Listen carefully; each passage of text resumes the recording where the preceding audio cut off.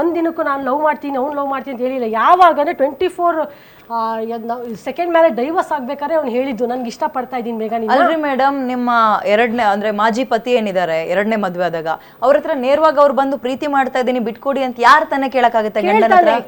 ನೀವು ಅದನ್ನ ಕೇಳ್ಬೇಕಾದ್ರೆ ನೀವ್ ಯಾಕೆ ಒಪ್ಕೊಂಡ್ರಿ ಅದನ್ನ? ಆಕ್ಚುಲಿ ಪ್ರಾಬ್ಲಮ್ ಏನಾಗಿದೆ ಅಂದ್ರೆ 2 ವೇ ಇಂದ ಇವನೇನ್ ಮಾಡ್ದ ಹೋಗ್ಬಿಟ್ಟು ಅವ್ರಿಗೆ ಕೆಡ್ದಾಗೆ ಫ್ರೇಮ್ ಮಾಡಿದಾನೆ. ಏನಂತ ನನಗೆಲ್ಲ ಇಷ್ಟಪಡ್ತಾ ಇದ್ದೀನಿ, ಅದು ಯಾವಾಗ ಡೈವರ್ಸಿಗೆ ಬಂದಾಗ ಬಂದಿದ್ದು ಈ ಮ್ಯಾಟ್ರು. ಯಾವಾಗ ಇವನು ಹೋಗಿ ಹೇಳಿದ್ದಾನೆ ಮಂಜು ನನ್ನ ಕಾಂಟ್ಯಾಕ್ಟ್ ಮಾಡಿದ್ದು ಅಂತ ಹುಡುಗ ಡೈವರ್ಸ್ ಟೈಮಲ್ಲಿ ಹೇಳಿದ್ದು. ಏನಕ್ಕಿದು ಡೈವರ್ಸ್ ಅಂತ ಬಂದಾಗ ಲಾಯರ್ ಹತ್ರ ಹೇಳಿರೋದನು ಈ ಥರ ಒಂದು ಕಂಪ್ನಿ ಮ್ಯಾನೇಜರೇ ನನಗೆ ಫೋನ್ ಮಾಡಿ ಮಾತಾಡ್ದ. ಮತ್ತು ಇನ್ನೊಂದು ಪ್ರಾಬ್ಲಮ್ ಏನಾಯಿತು ಅಂದರೆ ಆ ಹುಡುಗ ಬಂದು ಎಂತಿ ಸತ್ತೋಗಿದ್ದಾನೆ ಅಂತ ಹೇಳಿದ್ದ.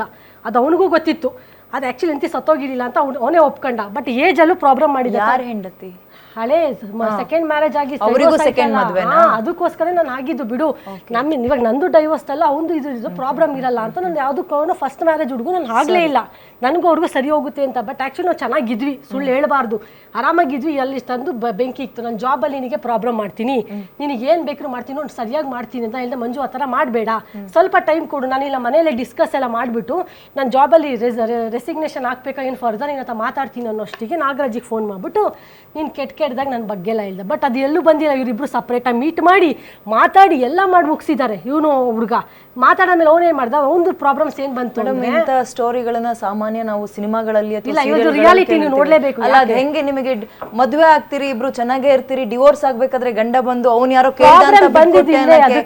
ಇದೇನ್ ಧಾರಾವಾಹಿನ ಮೇಡಮ್? ಇಲ್ಲ ಧಾರಾವಾಹಿಯಲ್ಲಿ ರಿಯಲ್, ಯಾಕೆ ಧಾರಾವಾಹಿಲೂ ಎಲ್ಲರೂ ರಿಯಾಲಿಟಿ ನಡೆದಿರೋದನ್ನೇ ತಾನೇ ಧಾರಾವಾಹಿಯಲ್ಲಿ ಮಾಡಕ್ ಸಾಧ್ಯ. ಬಟ್ ಇಲ್ಲಿ ಯಾವುದು ಮುಚ್ಚಿಕ್ ಮಾಡ್ತಾ ಇಲ್ಲ. ಅವನಿಗೂ ಗೊತ್ತು ಚೆನ್ನಾಗಿ ಅವ್ನು ಎಷ್ಟು ನಮಗೆ ಅಸಹ್ಯವಾಗಿ ಇದು ಮಾಡ್ತಿದ್ದೆ. ಎಲ್ಲ ಸುಳ್ಳು ಹೇಳಿ ಮದುವೆ ಆದ, ಸೆಕೆಂಡ್ ಮ್ಯಾರೇಜ್ ಆದವನು. ನಂದು ಕಂಪ್ನಿ ಇದೆ, ನಾನು ಹೆಂಡತಿ ಸತ್ತೋಗಿದ್ದಾಳೆ ನೆಲ್ಲ ಹೇಳ್ದ. ಬಟ್ ಯಾವ ಕಂಪ್ನಿನೂ ಇಲ್ಲ, ಹೆಂಡತಿ ಸತ್ತೋಗೂ ಇಲ್ಲ. ಅವನು ಮ್ಯೂಚುವಲ್ ಆಗಿ ಅದು ಡೈವರ್ಸು ಮಾಡ್ಕೊಂಡಿಲ್ಲ ಕರೆಕ್ಟಾಗಿ ಹುಡುಗಿ ಜೊತೆ. ಪ್ರಾಬ್ಲಮ್ ಬಂದು ಇವನು ಅಲ್ಲಿ ಪ್ರಾಬ್ಲಮ್ ಕೊಟ್ಟ. ಅವನೇನು ಮಾಡ್ದ, ಬಿಲ್ಕುಲ್ ನನಗೆ ಬೇಡ ಅಂತ ಮ್ಯೂಚುವಲ್ ಎರಡನೇದು ಅವರೇ ಬಿಟ್ರು, ನೀವು ಅಂಡರ್ಸ್ಟ್ಯಾಂಡಿಂಗ್ ಅವನೇ ಮುಗಿಸ್. ಡಿವೋರ್ಸ್ ಆಗಿ ಎಷ್ಟು ದಿನಕ್ಕೆ ನೀವು ಇನ್ನೊಂದು ಮದುವೆ ಆಗ್ತೀರಿ? ಐ ಥಿಂಕ್ ಸೊ ನಾನು 3-4 ಮಂತ್ಸ್ ಅಷ್ಟೇ ಅಂತ. ಹೆಂಗೆ ಇವ್ರು ಹೇಳ್ದ ಬಾಯ್ ಬಿಟ್ಟು ಅವತ್ತು ನಾನು ಡೈವರ್ಸ್ ಆಗ್ಬೇಕಾದ್ರೆ ನಾನು ಹೇಳ್ದೆ ಮಂಜು ನಂದು ಡೈವರ್ಸ್ ಬಂದ್ಬಿಟ್ಟಿದೆ ಮಂಜು, ನಾನು ಏನು ಮಾಡೋಣ ಈ ಥರ ಮಾಡಿಬಿಟ್ಟಿದ್ದಾನೆ ನಾಗರಾಜ್ ಅಂದಾಗ ಅವನು ಹೇಳ್ದ ನೀನೇನು ತಲೆ ಕೆಡ್ಸ್ಕೊಬೇಡ, ನನಗೆಲ್ಲ ನಿಂದು ಗೊತ್ತು ವಿಚಾರ. ಫಸ್ಟ್ ಡೈವರ್ಸ್ ಆಗಿರೋದು, ಸೆಕೆಂಡ್ ಡೈವರ್ಸ್ ಆಗಿರೋದು. ಸೊ ನಾನು ಸ್ಟ್ಯಾಂಡಾಗಿ ನಿಂತ್ಕೊತೀನಿ, ನಿನ್ನ ಜೊತೆ ನಾನು ಖುಷಿಯಾಗಿರ್ತೀನಿ. ನೀನು ಒಂದೇ ಕಂಪ್ನಿಯಲ್ಲಿ ಹೋಗೋದು, ಬೆಳಿಗ್ಗೆ ಹೋಗ್ತೀವಿ ಸಾಯಂಕಾಲ ಬರ್ತೀವಿ, ಇಬ್ರು ಚೆನ್ನಾಗಿರ್ಬೋದು ಅಂತ ಹೇಳ್ದ. ಇವರೇ ಹೇಳಿದ್ದು ಈ ಸಪೋರ್ಟಿವ್ ಆಗಿ ಹೇಳಿ ನಿಲ್ಲಿಸಿದ್ರು ಮಂಜು ಅವರು. ಬಟ್ ಇವತ್ತು ಹೇಳ್ತಾ ನಾನು ಇದೇ ಮಾಡಿಲ್ಲ ಮೇಡಮ್. ಈಗ ನಾನು ಒಂದೊಂದು ಹೇಳ್ತೀನಿ ಒಂದೊಂದು. ಈಗ ಒಂದು ಫಸ್ಟ್ ಕ್ಲಾರಿಫಿಕೇಶನ್ ಮಾಡ್ತೀನಿ, ಓಕೆನಾ? ಫಸ್ಟ್ ಕ್ಲಾರಿಫಿಕೇಶನು, ಈಗ ನಾಗರಾಜ್ ಗೌಡ ಆತ ಯಾರು ಅಂತನೂ ನಾನು ಈಗಲೂ ಹೇಳ್ತೀನಿ, ಮುಂದೆನೂ ಹೇಳ್ತೀನಿ. ನನ್ನ ಕಾಲ್ ರೆಕಾರ್ಡಿಂಗ್ಸು ಈಗ ಎಲ್ಲ, ಯಾಕಂದ್ರೆ ಸೈಬರ್ ಕ್ರೈಮ್ಗೆ ಹೋದರೆ ಗೊತ್ತಾಗುತ್ತಲ್ವ. ಆ ವಯ್ಯನೋ ಯಾರೋ ಗೊತ್ತಿಲ್ಲ ಪಾಪ, ಅವ್ರ ವ್ಯಕ್ತಿ ಬಗ್ಗೆ ಹೇಳಬಾರ್ದು. ನನಗೆ ಗೊತ್ತಿದೆ ಅಂದರೆ ಗೊತ್ತಿದೆ ಅಂತೀನಿ, ಗೊತ್ತಿಲ್ಲ ಅಂದರೆ ಗೊತ್ತಿಲ್ಲ ಅಂತ ಹೇಳ್ತೀನಿ ಪ್ರಮಾಣವಾಗಿ. ಬೇಕಾದ್ರೆ ಇದೇ ವೇದಿಕೆಯಲ್ಲಿ ಇಲ್ಲ ಎಲ್ಲಾದರೂ ನನ್ನ ಯಾವುದೇ ಪರೀಕ್ಷೆಗೆ ಇಟ್ಪಡಿಸಿ, ಇಲ್ಲ ನನ್ನ ಕಾಲಲ್ಲಿಂದ ನಾವು ಮೀಟ್ ಆಗಿರ್ಬೋದು, ಇಲ್ಲ ಆತ ಫೋಟೋ ಕೊಟ್ಟಿದ್ದಾನೆ ಅಂತಾರಲ್ಲ, ಸತ್ಯಕ್ಕೆ ದೂರವಾದಂತ ಸಂಗತಿ. ಇನ್ನೊಂದು ಯಾರೇ ನೋಡಿ, ಒಂದ್ ನಿಮಿಷ. ಈಗ ಇಲ್ಲಿ ನೋಡಿ, ನೇರವಾಗಿ ನಿಮ್ಗೆ ಅರ್ಥ ಆಗ್ತಾ ಇದೆ ಅಲ್ವಾ ಮಂಜು ಅವರೇ? ಅಂಡ್ ನಿಮ್ಗೂ ಅರ್ಥ ಆಗ್ತಾ ಇದೆ ಅಲ್ವಾ? ನಾನು ಮಾತಾಡ್ತಾ ಇಷ್ಟೊಂದು ಕ್ಲಿಯರ್ ಆಗಿ ನಿಮಗೆ ಅರ್ಥ ಬರ್ತಿರೋ ಉತ್ತರ ಏನೇನೋ ಹೇಳ್ತಾ ಇದೀರಲ್ಲ, ಯಾಕೆ ಅಂತ ಇಬ್ರು ಕೂಡ ಒಂಥರ ಹಸಿ ಸುಳ್ಳು ಹೇಳ್ದಂಗೆ ಕಾಣಿಸ್ತಾ ಇದೆ. ಮೇಡಮ್, ನಾನೀಗ ಅವ್ರು ಮಾಡ್ತಕ್ಕಂತ ಒಂದು ಆರೋಪ, ಒಂದೇ ಕಂಪನಿಯಲ್ಲಿ 5 ವರ್ಷದಿಂದ ಒಂದು ಆರೋಪ ಈಗ ಮಾಡಿದ್ರು. ಪ್ರೀತಿ ಮಾಡಿ ಮದುವೆ ಆಗ್ತೀರಿ, ಬಟ್ ಹಿಂದೆ ಅವರಿಗೆ ಪಾಸ್ಟ್ ಟೆನ್ಸ್ ಈಗ ಅವ್ರು ಮಾಡ್ತಕ್ಕಂತ ಒಂದು ಆರೋಪ ಮಾಡಿದ್ರು. ಅವರು ನಾಗರಾಜ್ ಗೌಡ ಜೊತೆ ನಾನು ಮಾತಾಡಿದೀನಿ ಅಂತ.